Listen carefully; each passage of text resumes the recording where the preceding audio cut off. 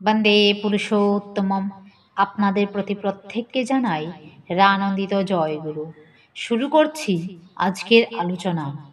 জগজ্যোতিদা শ্রী শ্রী পিতৃদেবকে এবার প্রশ্ন করেছিলেন, অনেকে ইষ্টবৃত্তি করে খেয়াল খুশি মাফিক পাঠায়, ভাবে ঠাকুরকে বুঝি চাঁদা দেওয়া হচ্ছে।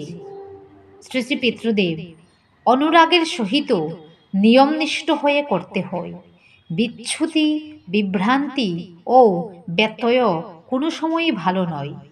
প্রশ্ন, ইষ্টবৃত্তি কখন করব? শ্রী শ্রী পিতৃদেব, প্রত্যুষে করবে। ঠাকুরের বলা আছে, এখন কেউ যদি সকাল 7-8টায় উঠে ইষ্টবৃত্তি করে তবে তা তো আর হবে না, কারণ তখন প্রত্যুষ থাকে না। তবে এটা একটা পয়েন্ট বটে। আসল কথা দেখতে হয় সে আদৌ ইষ্টবৃত্তি করে কিনা। ঠাকুর বলেছেন, উষা নিশায় মন্ত্র সাধন, চলাফেরায় জপ, যথা সময় ইষ্ট নির্দেশ, মূর্ধ করাই তপ। এখন উষা তো আর সকাল 8টা নয়, নিয়ম মেনে চলতে হয়। নিয়ম মেনে চললে মানুষ মিষ্টি হয়ে ওঠে, শক্তিশালী ও তাজা হয়।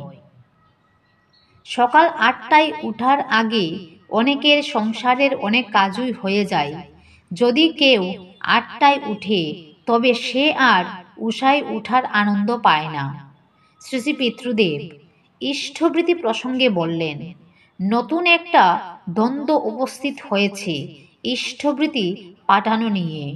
ইষ্টবৃত্তি 30 দিনে না 1 মাসে পাঠানো হবে।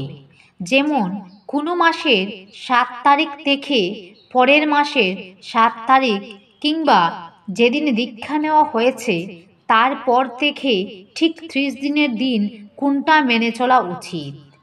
আমার মনে হয় যে কোনটা মেনে চলা যায়।